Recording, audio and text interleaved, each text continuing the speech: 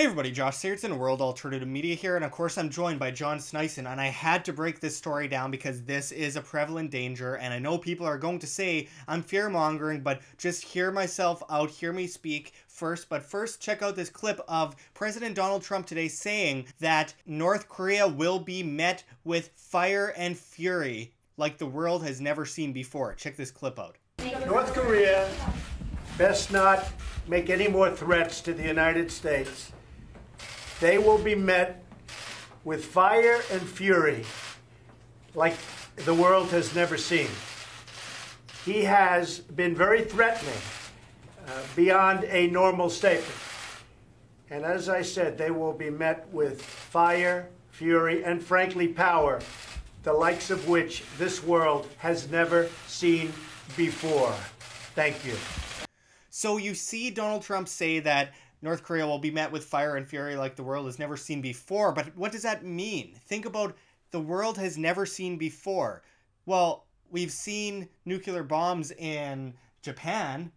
We've seen what happened to Hiroshima and Nagasaki. So for it to be like the world has never seen before, we're talking about nuclear bombs.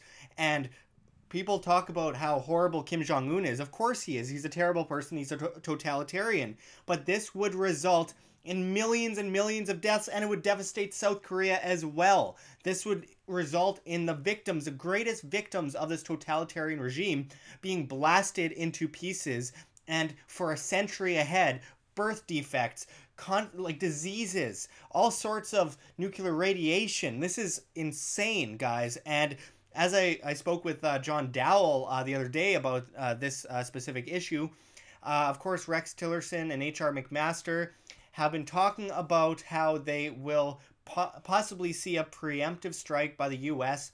on North Korea.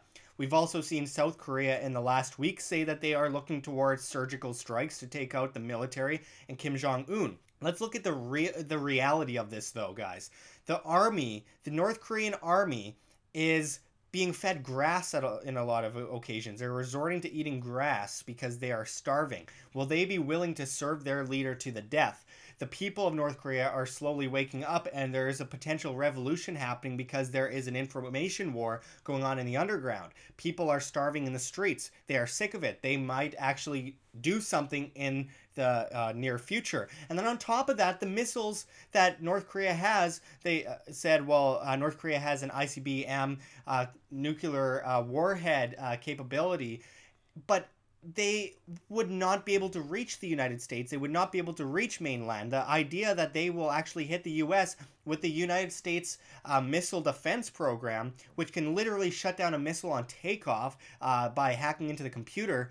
I mean, this is insane, and it's absurd, and it's unrealistic. And to say I'm fear-mongering about this, but the news isn't fear-mongering when they're saying that we need to start a world war with North Korea as China sends 150,000 troops to the southern border.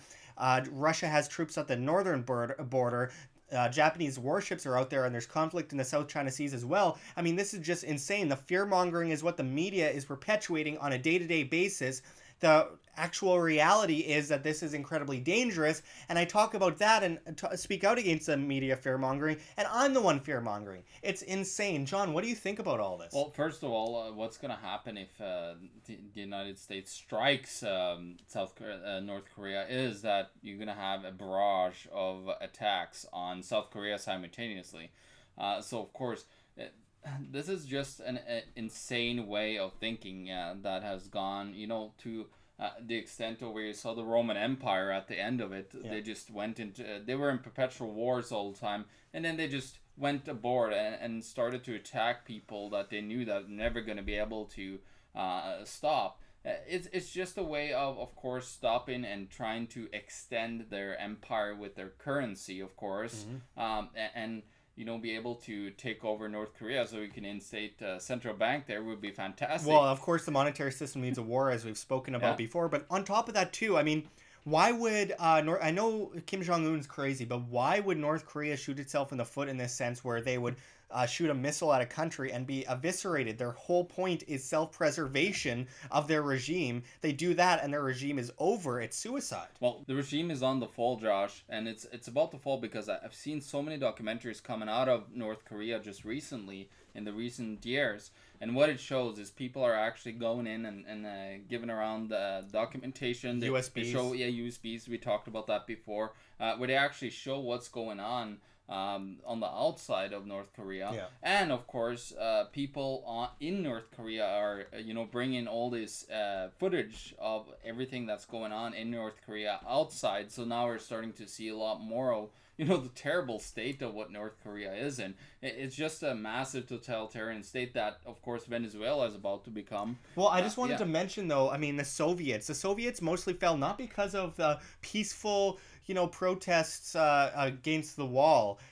The Soviet Union fell because they were in dire straits. They had terrible economy, terrible. They had starvation was rampant. The people of the Soviet Union were going, okay, well, I need to eat, and I've had enough of this, and people rose up as well. And in the end, Gorbachev said, okay, this is it. We're done, because we can't go on any longer like this. And this is what's going to happen with North Korea. Yeah, this is what's going to happen with North Korea, and it's already starting to happen. The economy's terrible. They get so much of their infrastructure from China, so much of their military funding from China, and even China has put sanctions on North Korea as of recent, and they've warned North Korea against all this stuff, which is interesting as well, because China even took North Korea's side during the Korean War. But the idea of North Korea striking another country, they can barely afford to fuel their own planes. So they do this and they're done. And they know that. And North Korea isn't a threat. One flick of a button, one flick of a switch, North Korea is obliterated. And just keep in mind that the people of North Korea, millions of people, will be desecrated with it. And it will be that eternal hellfire we constantly hear from dictators. But now we're hearing Donald Trump push this point forward. And let me just also mention for the conservatives that are watching this, look, I'm a free market guy. I am not a leftist. But I do have to say that the military-industrial complex is a sign of bigger government, growth in the size and scope of the state. And if you truly are a small government, or minarchist, or voluntarist, or an ANCAP, or whatever you describe yourself as, you should be against the growth of the military-industrial complex. I mean, just today, as we're filming this might be posted the day after, but just today, there was an announcement by the Pentagon, Rex Tillerson, about airstrikes in the Philippines to take out ISIS. I mean, this is just a continuation of the powers of the military-industrial complex. The media pumps up this Russian collusion narrative to start a potential violent conflict with Russia. This is insane, folks. Well, all that it brings back down to is what I wrote about in my book, The End of Freedom, How Our Monetary System Enslaves Us. It's all these military companies, they have to pay their shareholders, and they want, of course, with the inflation that we have right now, they need to get more and more money paid out, of course, to the investors in order to keep up their game. Mm-hmm. So what's going to happen is they need more war, they need more destruction around the world, these defense companies. It's insane. You have in Norway, we talk about our defense companies, our biggest marvel of a business that we have in Norway, which is based on destruction and killing everybody around the world. This whole idea of perpetual, business of destroying people and killing people, it's an insane model. I'm very much for the non-aggression principle, and we really need to start looking at that, because if we don't, we're gonna destroy everybody in the world. And let's not forget, a fearful public is a subservient public. So you keep 100%. People in fear, and you will so easily be able to mold and control them. And that is what they have done for so long. And it's about time that people start standing up to this beast, the ship of state, that constantly perpetuates its own evils by the problem, reaction, solution, repeat mentality and initiative, which is only going to further destroy us, push us further into servitude. And eventually it'll be the end of us. And I really think that people have to start being louder and stand up against this beast, because if we don't, then, well, it'll be too late, and we'll look back and we'll be pretty disappointed in ourselves for standing by and apathetically just going along with the tide as we're drifted into this massive hurricane. Yeah, but the end game here is unfortunately that we're seeing this push towards this big war. This big world war. Like, if they nuke North Korea, I see that as a start of World War III, basically. Potentially. I mean, there's technically been a World War III with war on terrorism in the Middle East, but a nuclear World War III scenario is very possible. And again, I got so many ridiculous comments in my last video on North Korea, mostly from people who didn't actually watch the video because they were calling me an idiot for not saying things that half the video was literally about, but saying that it's fear-mongering. It's fear-mongering to say that North Korea is an enemy and we need to blow them off the face of the earth. It's not fear-mongering to say the truth, report what they are saying, and try and bring common sense to it and say, look, this is insane. We could end up all dead because of it, and I think that that is a reasonable thing to warn people about. What's not reasonable is constantly perpetuating these myths of everyone is out to get us, everyone wants us dead, so we must blow them off the face of the earth and cost millions of lives. Well, if you support this war, why don't you go out and be the first to fight it? Because otherwise you are encouraging the death of millions and millions of innocent people, millions of young people who will be sent off to war to die. And to encourage such a thing and to endorse such a thing is yourself being guilty of what this will result in.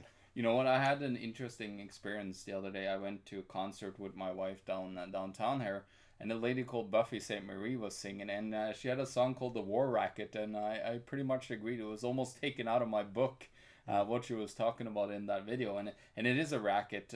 As Smedley Butler or General Smedley Butler. It is a business of destruction, and they actually are winning because they destroy nations all around the world. And we'll rebuild it. You know, all the corporations can come in and help. So it's just a racket where it's a cartel. You know, all these contractors that they have in the military-industrial complex, but then also the corporations, the big corporations comes in and, we're gonna, save the country by building it up again. Yeah, absolutely. Well, the bottom line is we have to be louder about this because this will result in our destruction, and we need to call out these snakes and call them by name and shoo them out of the den, because obviously no one wants a nuclear war, and that's exactly what we're going to get. Play stupid games, win stupid prizes, and that's how it's going to result. So I don't think Trump is actually getting rid of the deep state when he's endorsing the deep state in such a way as to continue the perpetual damage of the military-industrial complex, which we saw for decades previous. So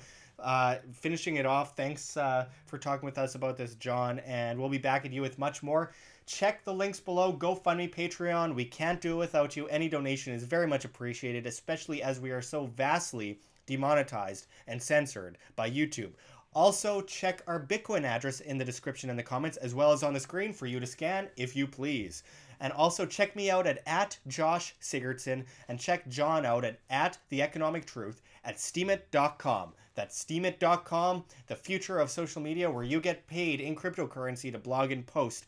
Until next time, though, this is Josh Sigurdson and John Sneisen signing out from World Alternative Media. Find the truth, be the change.